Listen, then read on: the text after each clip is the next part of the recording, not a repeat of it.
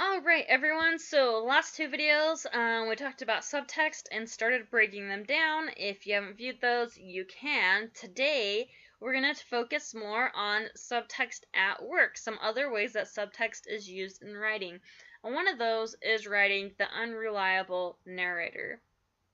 So subtext is how writers craft unreliable narrators. The unreliable narrator happens when the audience completes the subtext by coming to a different conclusion than the narrator or viewpoint character portrays. Implications and contradictions clue the audience into the narrator's or viewpoint character's perspective being untrustworthy. So I'll try my hand at it, flipping an earlier example that I used in the last video about Jasmine. So in this, I'm flipping it around and having Jasmine as our viewpoint character, and I'm going to tell it in first person. So listen to anything that sounds unreliable. "You wouldn't know this, but I don't do much writing anymore," I said. "Those days are over. I use what are called ghost writers, Shelley, people I hire to do the writing for me. I like to sit back and brainstorm a few concepts with a glass of champagne. Do you know what brainstorming is?" "Of course," Shelley said. I smiled. "You're smarter than I was expecting." I liked Shelley. I really did. I liked her a lot. And why wouldn't I? She had a great personality. She wore a dress that looked like it belonged on my 5-year-old niece. It had the same snotty stains. It was cute, right? I liked her wide-set eyes and hulking nose, so big and round. It'd make any of the clowns at the rodeo jealous. She had the body shape of a potato. A cute, lumpy, rotting potato. Who didn't love French fries? So Shelley was perfectly adorable. I went to Shelley's bookcase and picked up a novel that had a spaceship on the cover. Ugh. Don't tell me you read this. I flipped through the pages. I guess it's okay for someone like you. I put the book back. I spotted Elements of Style by William Strunk and E.B. White. This is one of the best guides to learning how to write, I explained to Shelley. It's been a bestseller for decades. Did you know that? So, in this example, while Jasmine keeps insisting that she likes Shelley, we can tell from the phrases she uses that she actually doesn't, especially when she says, "for someone like you," right? So she's an unreliable narrator. There are different types of unreliable narrators and different approaches, and you can have, hopefully every narrator, or I guess viewpoint character I should say, should maybe be a little bit unreliable to add depth, but not, extreme or strongly unreliable. Anyway, so there's different types of unreliable narrators and different approaches, but they all use subtext. And I would imagine all use implication and contradiction. So here are the implications and contradictions I used in my example.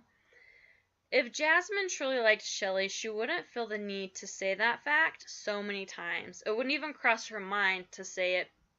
Basically, it wouldn't even cross her mind to say the same sentence 3 times in a row. A cute dress that is described to have snotty stains. That's weird, right? A hulking nose that makes clowns jealous is delivered as a compliment. Weird. A cute, rotting, lumpy potato for a body shape. Those are all contradictions, unless you have a character with, a very unique background and, view of beauty, like a goblin or a character from Halloween Town or something. Something's off there, right? Those are weird contradictions. Then we have this part. I guess it's okay for someone like you. So this suggests that it's not okay for most people and that Shelley is other, right? She's someone weird, which seems to go against Jasmine's insistence that she likes Shelley. So we can't trust that Jasmine is being honest with us. Something seems off about her claim that she likes Shelley. It's unreliable. Okay, so I think a lot of people have heard of the term unreliable narrators, but I feel like we don't talk enough about characters who are blind to things. So you can use subtext to show when characters are blind, as in maybe they're ignorant or naive or just unaware of something. So listen to how I do that with Shelley in this revamped example of the same setup. "You wouldn't know this, but I don't do much writing anymore," Jasmine said. "Those days are over. I use what are called ghost writers, Shelley, people I hire to do the writing for me. I like to sit back and brainstorm a few concepts with a glass of champagne. Do you know what brainstorming is?" Yes, Shelley had learned about it long ago. Jasmine looked Shelley over. You're smarter than I was expecting. Shelley beamed. Thanks! She couldn't believe it. She had just impressed Jasmine as an international best-selling sensation. Jasmine had said Shelley was smart. Jasmine went to Shelley's bookcase and picked up Elements of Style by William Strunk and E.B. White. This is one of the best guides to learning how to write, Jasmine explained to Shelley, though Shelley had read the book 5 times. It's been a bestseller for decades. Did you know that? She did. She knew that already. Jasmine would be so surprised if Shelley told her she'd even read the whole thing, front to back. Alright, so the tricky part in doing this sort of thing, having this blind character in this way, is again balance, right? How dim-witted is your character? You can have a character who is blind, but not dim-witted. They might be blinded by an experience. They might be blinded by an emotional attachment, like love or admiration for the person. Here, I think Shelley is beginning to kind of drift into the dim-witted range, which isn't wrong if that's what I want to go for. You can look at things like Forrest Gump, right? He's a bit dim-witted, but he's a great character, and I could tweak my example some more to make Shelley still sound more intelligent and blind at the same time.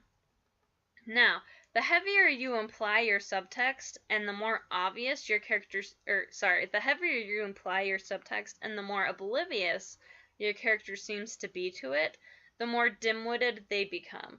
So if you find your character coming across as too dim-witted in these situations, decrease the gap between what is implied and what is understood. Maybe change it so that the implication isn't as strong, but it's there. Or maybe your character is aware of some kind of subtext, but they don't understand it. Or they come to the wrong interpretation of it, or they they're choosing to ignore it. Okay, I want to say those again. These are options, right? Maybe your character is aware of the subtext, but they don't understand it. They come to the wrong interpretation of it, or they willingly choose to ignore it, and we can see that. So look at this example. You wouldn't know this, but I don't do much writing anymore, Jasmine said. Yes, we're going to spend a lot of time with Jasmine and Shelley, but it illustrates the purpose. Anyway, you wouldn't know this, but I don't do much writing anymore, Jasmine said. Those days are over. I use what are called ghostwriters, Shelley, people I hire to do the writing for me. I like to sit back and brainstorm a few concepts with a glass of champagne. Do you know what brainstorming is? Shelley laughed. Who wouldn't know what brainstorming was? And ghostwriters? Jasmine was a hoot. Jasmine went to Shelley's bookcase and picked up Elements of Style by William Strunk and E.B. White. This is one of the best guides to learning how to write, Jasmine explained to Shelley.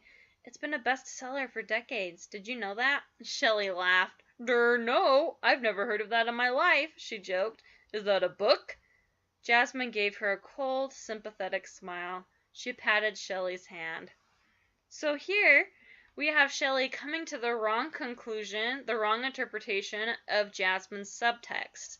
But the last lines in particular let us know what Jasmine really means. The context of the rest of the scene and the story should give us that too.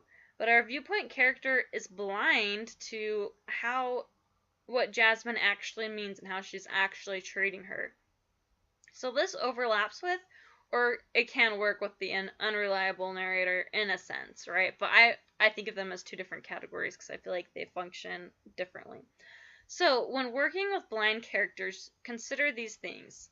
Why are they blind? It could be inexperience, ignorance, emotional attachment, previously made judgments or assumptions or expectations, or they maybe refuse to consider the reality of what's happening. Maybe they're in denial. Then you want to ask, how are they blind? Maybe they're completely oblivious. Maybe they misinterpret what's going on, or maybe they just push away reality. So those are two specific ways that you can use subtext with your characters, creating unreliability in your narrators and viewpoint characters, and working with things that your characters are blind to. There's still more to come, so hope you're enjoying these videos. Follow, subscribe, all those great things. Thank you so much for your support, and you can get my latest writing tips at septembercfox.com. Thank you, and happy writing!